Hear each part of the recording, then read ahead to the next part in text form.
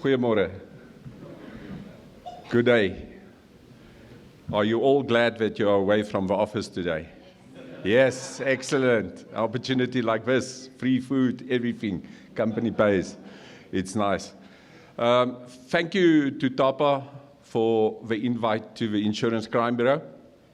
And just on a lighter note, I want to say that if you think about Bavaria, you will all think about, what do you call it, Liederhausen or whatever. If you think about Germany and Switzerland, you think about excellent technology, maybe overcomplicated, but technology. And we think about watches. The best watches in the world most probably coming from those areas. Yes. Maybe not Germany, Swiss. But in any case, all of them are very punctual. But if you think about Africa and you think about South Africa, what do you think about? What you've got here? In no image that you will ever see of South Africa, you will see a watch. And the reason for that is in an African saying that I learned in Namibia. And that is, sir, the watch might belong to you, but time belongs to God. And in South Africa, we are very religious. So yes, maybe that will explain it. Get used to it and get used to the word no, now. And when will you do it? Now can mean anything from now until 10 years from now. So now. So now I'm going to start. Okay, just a background on the Insurance Crime Bureau. Can I ask who doesn't know about the Insurance Crime Bureau? And I can talk a little bit about it, or I can skip that portion. Okay, the Insurance Crime Bureau is a non-profit company that was established in 2008. Our main purpose is to address and mitigate the risk of organized crime impacting on the insurance industry. We, however, have also got an obligation towards the uninsured public in South Africa. That is part of our obligation as a non-profit company. How we function is that the insurance companies are members of the Insurance Crime Bureau, and we've got an annual budget. They've got a fixed fee that they need to pay every year, and each company, and then according to the size of the book, in other words, the size of that company, their percentage of the rest of that budget is allocated to them. So your bigger insurers will pay the biggest portion of the cake, and the smaller insurers will pay a smaller portion of the cake. But the service for everybody is the same. So there's no invoicing afterwards if anything is done. It's covered in that budget. So we don't invoice any one of our member companies again. Everything then is done. Then we are basically the central hub for certain data from insurers, like claims data, addresses, individuals insured, items insured, vehicles details, stuff like that. On top of all of that different, and you will understand that Telesure doesn't want to share their data with Santam. Santam doesn't want to share the information with OMI. OMI doesn't want to share with Bright. So we are that one central organization that everybody trusts with their data. So we get the policy data and we get the claims data from all of these member companies.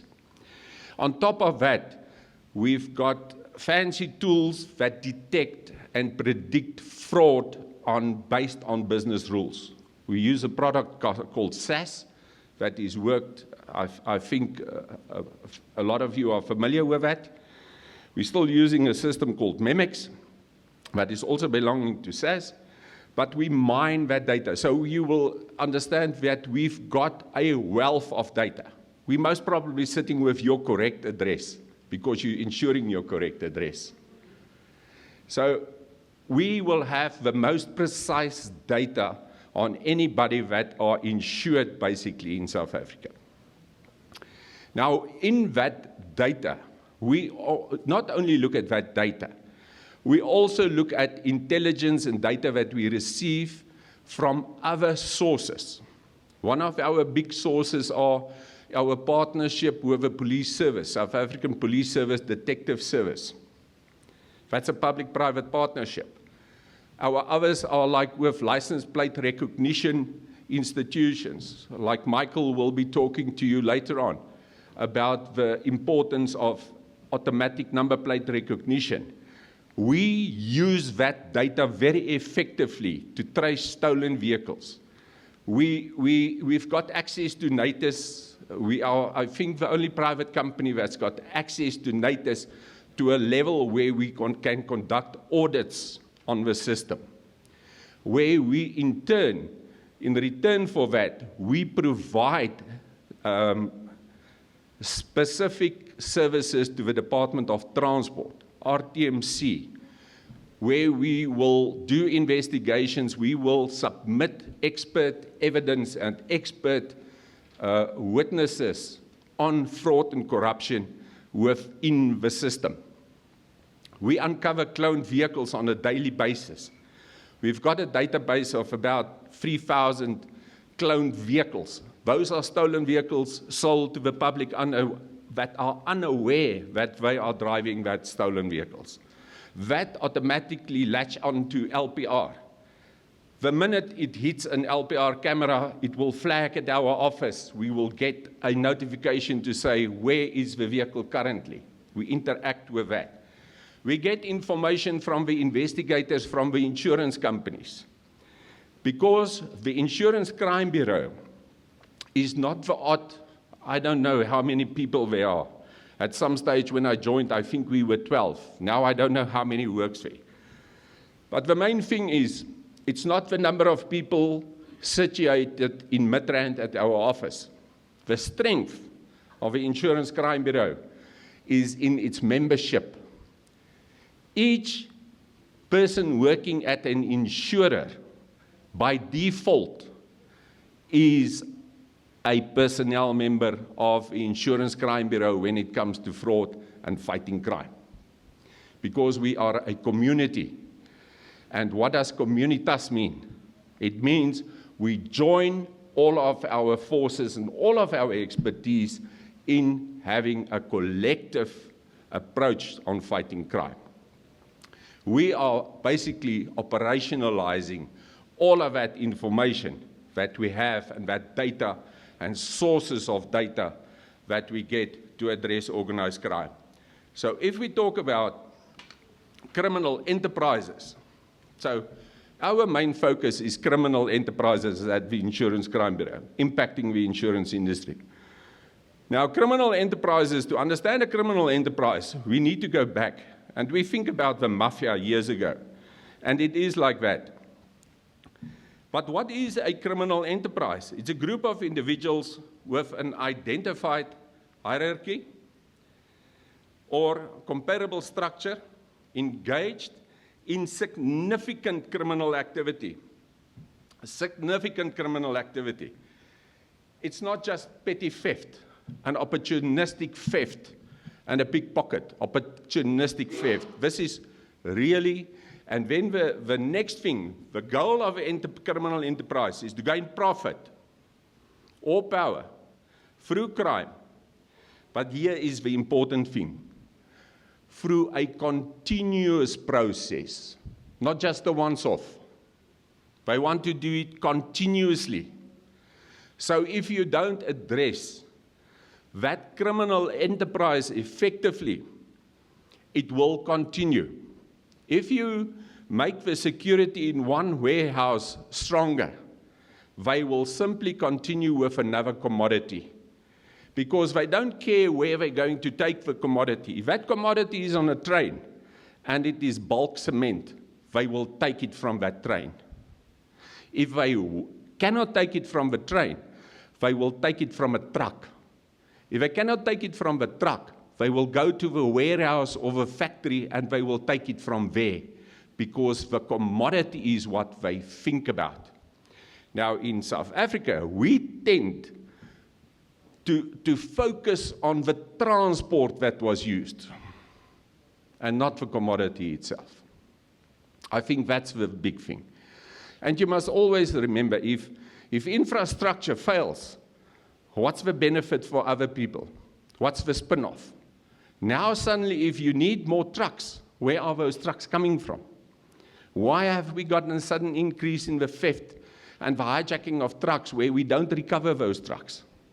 Some things that we need to ask ourselves. What I found in South Africa is that, yes, you've got a hierarchy in a lot of these criminal enterprises. But in South Africa, you get more like a flat structure.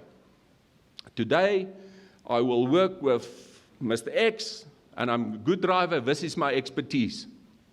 I'm a gunman. So I'll provide security for cash in transit heist today, and tomorrow I will be involved in a warehouse robbery where we go in with 3 or 4 or 5 trucks and a gang of 20 people, and I'm the enforcer. I'm just the guy wielding the AK-47.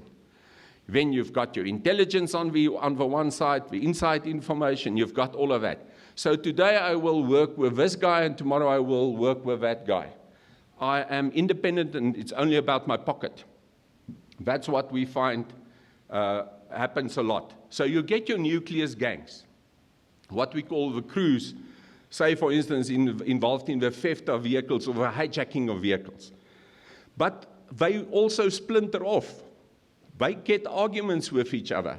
They know the recipe. As soon as the recipe is out, everybody's going to cook that broth. That I promise you. The minute that recipe is out, and that recipe is working, until such time that you take the cook out of the kitchen, it's not going to be effective. So, one of our main focuses are on racketeering. Because you've got multiple role players, say for instance in vehicle crime, where the license officials are involved, roadworthy centers are involved, policemen are involved in clearances. Difficult to prosecute, so we make use of racketeering in that essence. And the reason I'm not going to talk about theft of motor vehicles, and I think it was a leader that said, in South Africa, our crime statistics might hide the true risk for an association like you, for your members. Because truck hijacking defined in the crime codes are only from 3.5 tons up. That's a truck hijacking. Carjacking is anything less than 3.5 tons. So while you might think that carjacking is escalating, it might be the fact that the cargo was the target. It's very, very difficult to look at the crime matrices and uncover what was the real purpose of this carjacking. I mean, it was said here, a panel van or a Hyundai size H1 panel van. What is the value of that stock that is carried in that Hyundai? It's not classified as a truck hijacking. That's where this perception is coming from, that no, maybe it's not that bad. But if you look at the carjackings, so what we did is we looked at the statistics for carjacking and theft of motor vehicles. And what is alarming for us at the Insurance Crime Bureau is, at one stage, in 2000, you would have found that in South Africa, combined hijacking and theft, we lost around 100,000 units per year, 100,000 vehicles per year for South Africa. You will then see that it declined. When it declined, the unfortunate thing happened. Law enforcement managers and top brass thought that the matter is under control. But security systems in vehicles make it more difficult to steal. So what did you do? You took the opportunistic car thief out of the equation, you were left with the professionals. In the meantime, they thought the problem is cured, and they disbanded their specialist units. So now you are left with a professional stealing and hijackings, but you haven't got professionals to address them. That's one of the issues. But what is concerning for us is that if you look at the bottom one, you will see that the percentage, the bottom line, you will see that in 2013, 2014, and that's the police reporting years, that hijacking constituted 16.48% of the total loss of carjacking and theft. But if you come now, you will see that in the 2022-2023 year, you have hijackings increasing steadily in that portion to become 35.99, in other words, 36% of the total loss. And we predict that in this financial year, we will go between 37 on the later side, and that's our prediction, that we will get to 38% basically of the total loss will be from hijackings. So while the thefts with technology goes down, we see the hijackings might increase and your portion becomes bigger, if you understand what I'm saying. Okay, in South Africa, in prosecution, there's one thing that I call possession obsession. Law enforcement don't know the basic principles of the term recent possession, the doctrine of recent possession.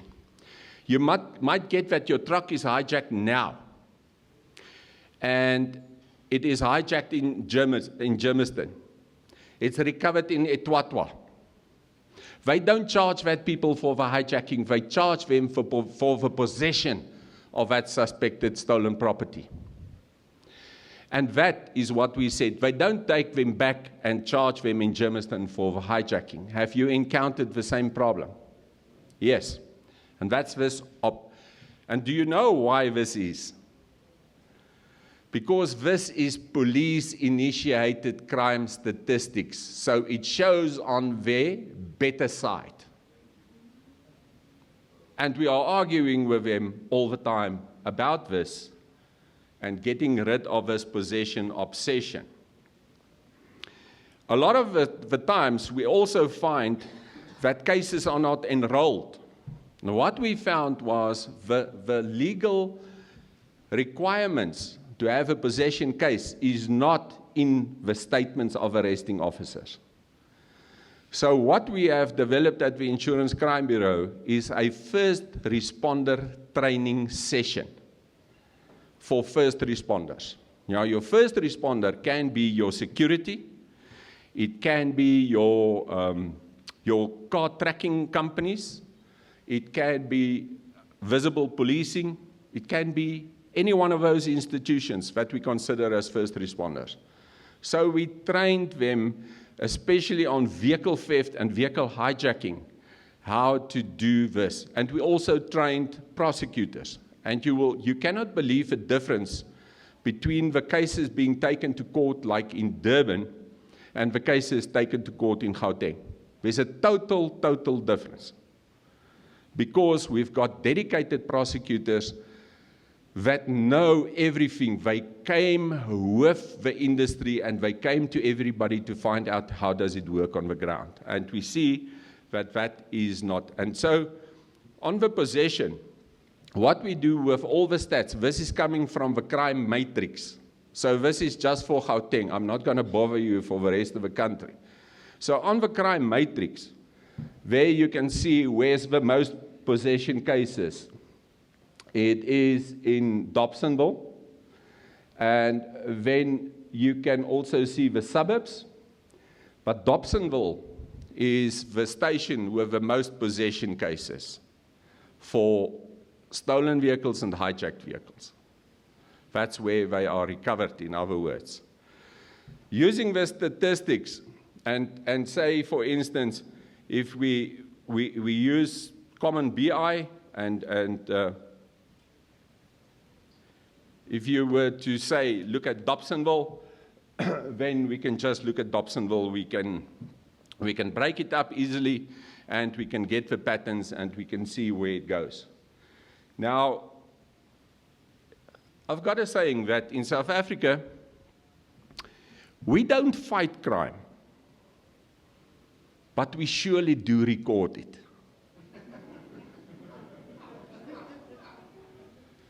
Now, the statistics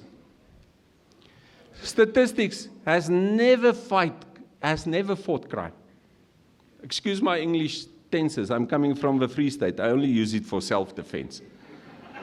But statistics don't fight crime. You've just recorded crime. And we are very bad at recording, actually, because if you look at the crime matrix, just to get a slide like this up and running, takes our analyst on the descriptions of the crimes as it's been registered on CAS. It takes us a week just to clean it up to make sense. It's very difficult. So the recording side, not that good. So the next one, we initially at the insurance crime was only involved in personal lines. What we call personal lines is you in your personal capacity has got insurance. Our member companies has asked us to also take the same principle and apply it on the commercial side. So we started looking at the commercial side of insurance as well. And organized crime, remember that is our organizational focus, is organized crime. I'm not there to validate a claim. That's Philip and his team. That's what they do, and they do it excellently. Never try to defraud them. They will catch you up.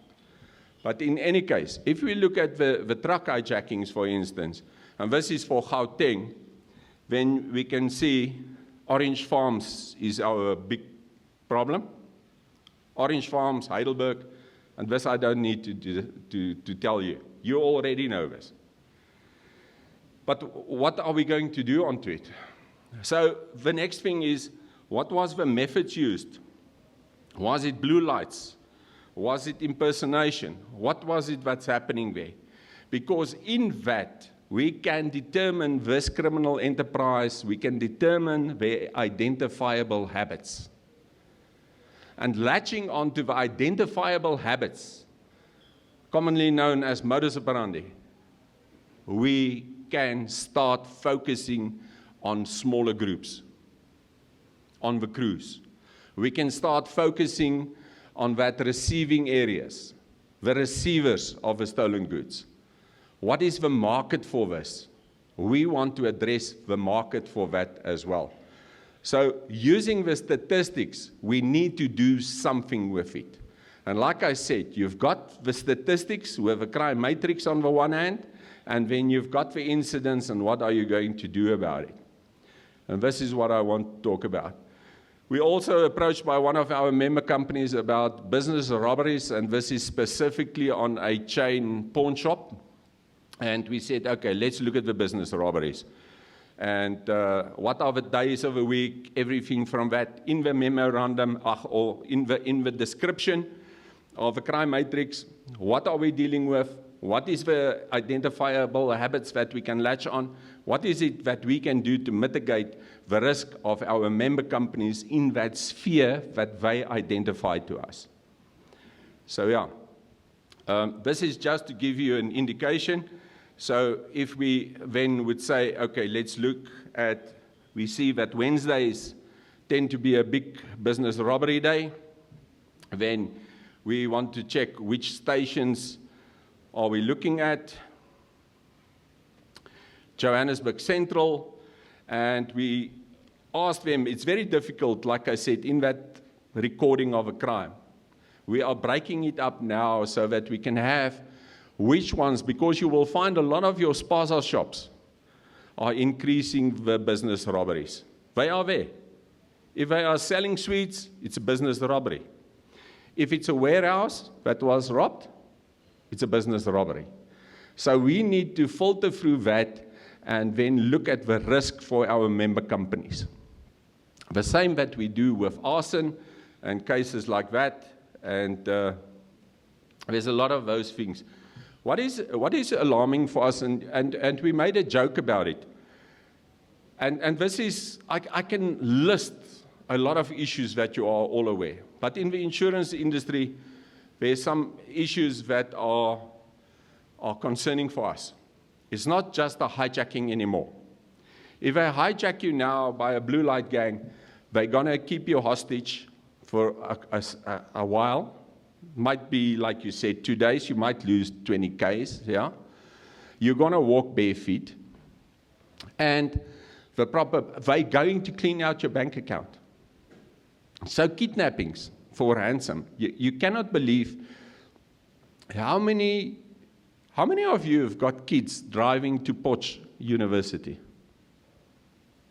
Have you got children driving to Potch University from Joburg? Do you allow them to drive? What do they drive? Because these guys are prowling that N12 all the time. And they see these youngsters on a Sunday driving a GTI. And what do they know? They're going back to university, driving a GTI. Aha, money. They stop them with blue lights. They are inexperienced. They take them for ransom. Phone the parents. 100,000 rand. Paid, ransom, release the children. A lot of people don't even report those cases. They don't want to put their children through those traumas. That are very concerning for us. If you look at the Institute for Security Studies, have reported a 400% increase in 10 years' time, in a 10-year period, on kidnappings. And kidnapping for ransom is coming up and up, and the insurance industry is in a catch-22.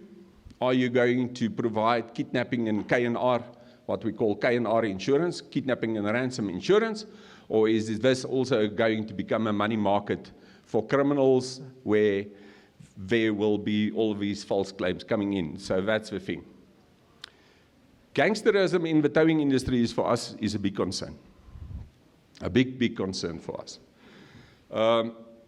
We can see, and especially in KZN and in Western Cape and in Gauteng as well, even in Limpopo, it's becoming a problem for us. In KZN, we can see that drug trafficking is totally linked to this. And remember what I said, what is a criminal enterprise? Is that continuous doing of serious crime to make a profit.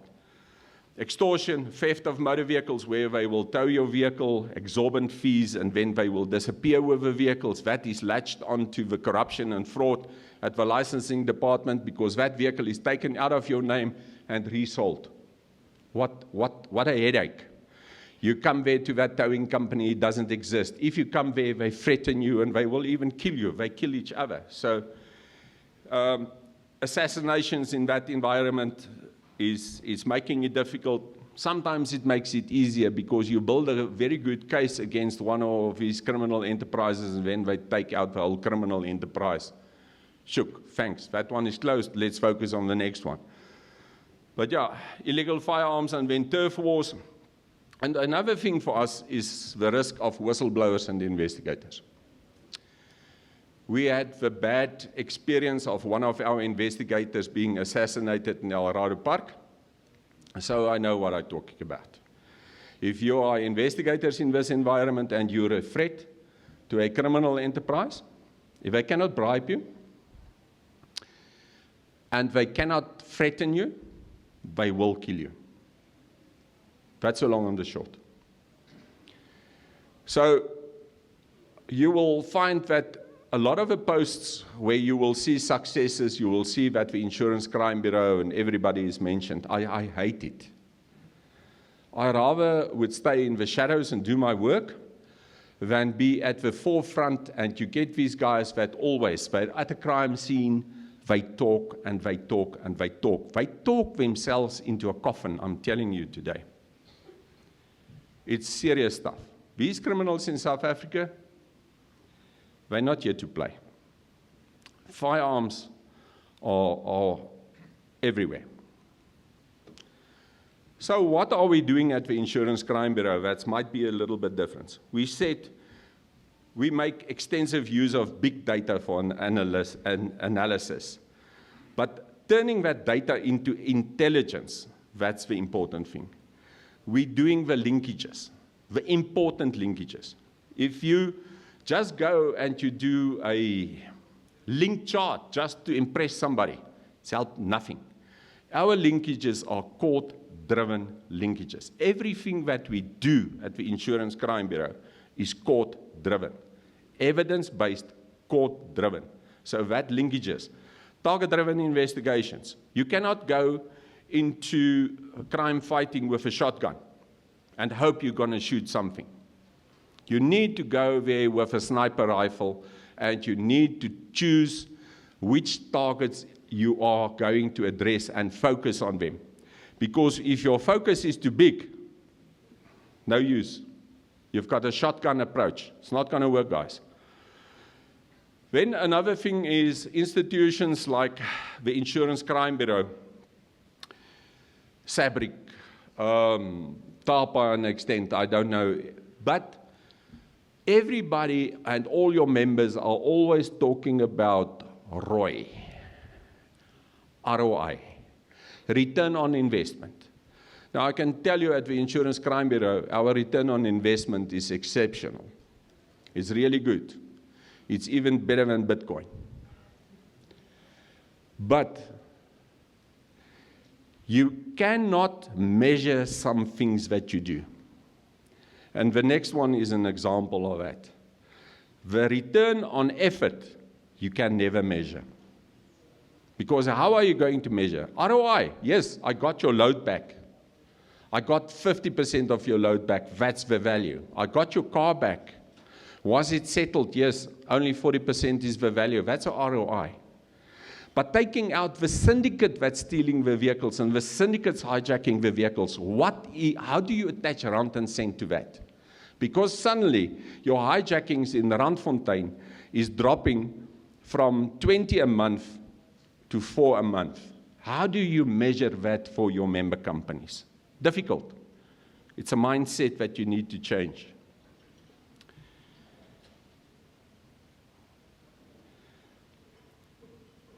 We are heavily focusing on the preparation of court cases. We liaise with the prosecutors on our own. I don't have to elaborate on the quality of investigation by law enforcement these days. You get pockets of excellence, and we work with that pockets of excellence. For the rest, we are heavily involved in training. We call it capacity building. Because if you call it training, you must have a SAQA accreditation, you must everything. What we do is, and this is something that you might be thinking of, is doing a capacity building workshop where through IHATI, the International Association of Auto Theft Investigators, the Insurance Crime Bureau, presented capacity building workshops to Vehicle Crime Investigation Unit members. They didn't have a course for training session for many years. In that 5 days, we take them through practical, work-orientated capacity building training. And it works. Where we've done it, we see court cases are enrolled, we can see convictions, and we can see correct prosecutions. And we can see a total change in their behavior as human beings. That's something that you really should look at as an organization. We are one of the leading organizations in the National Vehicle Crime Forum and the Provincial Vehicle Crime Forums. So those concentrate on vehicle crime, not so much at truck hijacking because it's with the vehicle crime investigation units, it's the issues of the pounds. We are heavily involved in the pound cleanups. You know that if your truck goes into that pound, it will be stripped. Part of the closure of Van Ryn and the revamp of Van Ryn was due to our interventions there. We are currently busy with a month-long intervention at Isipingo Pound, where it is horrendous at this stage. We're busy with an intervention there with SAPS. But under the National Vehicle Crime Forum, and this is where your organizations might think to join in, there are 3 subcommittees. For one subcommittee is I think they made it 2 now. It is the NATIS subcommittee. I'm the co-chair of the NATIS subcommittee with SAPS and Department of Transport, RTMC, stakeholders from the private industry. And the reason why you can renew your car license online at the RTMC site now, at the NATIS site, is a product of this committee. The fact that big corporate businesses, and it was piloted with We Buy Cars, where you can now register your vehicles and do change of ownership yourself, and you basically become a licensing office, that is coming from that forum. So don't think that forums with state doesn't produce results. It takes time, but it produces results. It makes it easier. All right, then like-minded institutions. I'm like a prostitute, a cheap one. I don't want payment.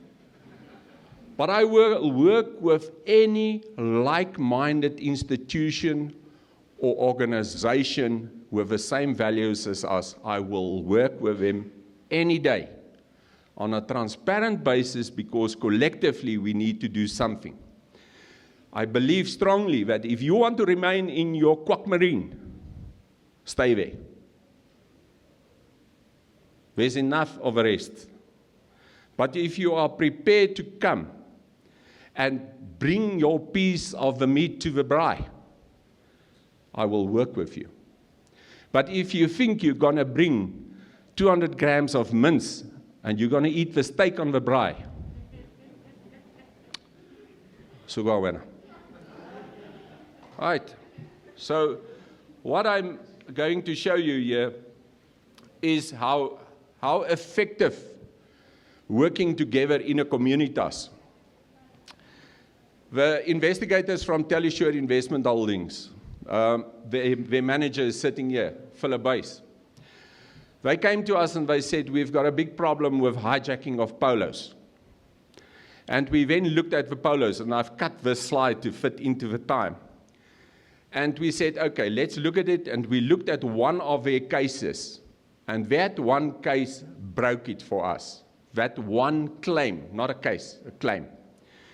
And what we found was one of their polos was hijacked, and after the hijacking, we picked it up on LPR, and the crime description said it was an orange color BMW 3 Series that hijacked me. And lo and behold, behind that polo, we see the BMW. And we find that the BMW is registered to a rental company. So what we then found is at that rental company, these guys used 3 vehicles at the rental company under a mule that rented the vehicles for them, under that identity. So what they did was they swapped vehicles. And what we did was we looked at the crime matrix, we looked at the vehicle location, and we looked at all cases where the drop-off points, the bank cards were taken, BMWs mentioned in the crime matrix, or stopped by fake police. Blue lights and flickering lights in this case. And what we did was we mapped everything, and what we also, my time is very constricted, we worked through the crime matrix, like I said, and we looked at keywords within the crime matrix. And what we found was that, I'm not going to show the total one, was how we matched the tracking of the hijacked Polo and the tracking of the BMW. And from that, we could get certain information about places of interest. I'm going to speed it up, unfortunately. And what I'm going to do is I want to show you this one. So we mapped everything. that was of importance. And what we did is we looked at this BMW's movement. If I was to show you each and every hijacking for a year of a Polo in Gauteng, you will never actually let one of your... And what we found here, the victims were all the same race, the same gender, and the same age group. And we identified then, what is very important about this is, it started off with that initial alert by the insurance company, working through the data, working with like-minded institutions, getting the data, analyzing that data, working on the data. We determined where these guys were operating from, and then with the biggest important stakeholder within this, the South African Police Service, crime intelligence then knew where to get information and intelligence on the gang.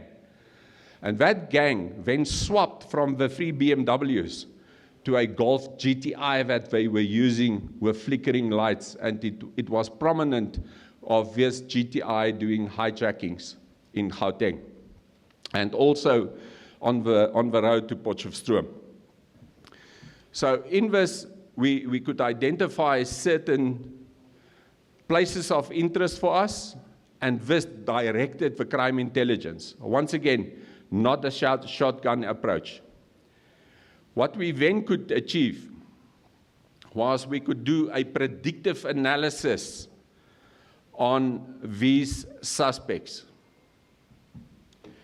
First of all, we identified the suspects involved by name, by ID number, by passport number. The SAPs activated human sources.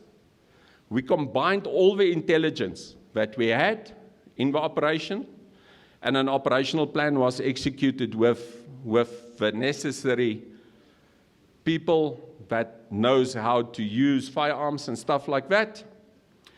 And what happened was, in the actual hijacking of that Polo, the 3 suspects were killed in a shootout with police. And we had a dramatic decrease in the hijacking of these vehicles. So this is coming back to ROE versus ROI once again. You need to take partnership. Don't just shoot everybody down and say, I don't want to work with the police.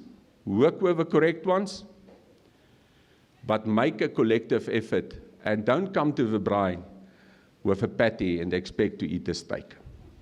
Thank you.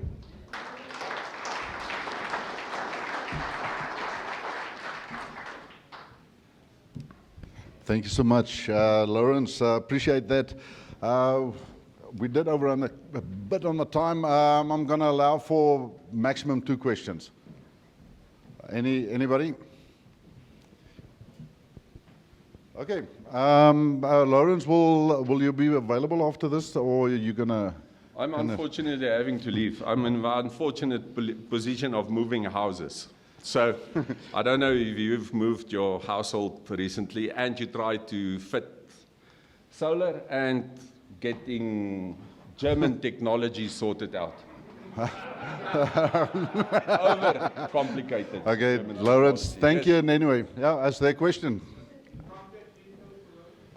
My email address, I'll give it to you. It's Lima India, Echo Bravo, Lima, @ Sierra Alpha, India Charlie Bravo, .co.za. And my telephone number is, sure, you must think whose one I'm going to give out, 082 617 9214. Thank you. And just for, I would suggest, and just one last minute, I'm going to punt for you. Where's your watch? Get rid of it, get rid of it.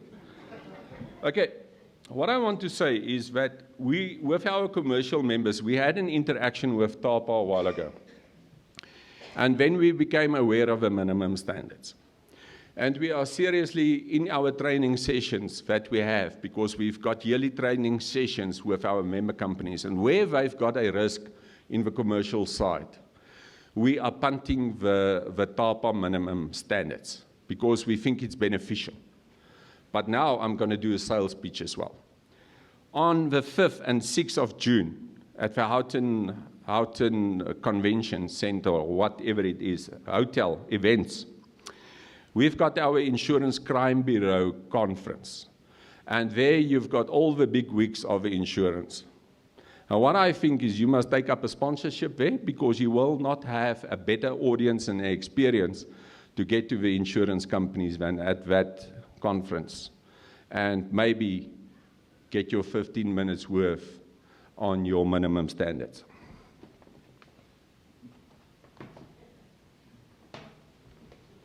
Otherwise, the other option is knock from door to door.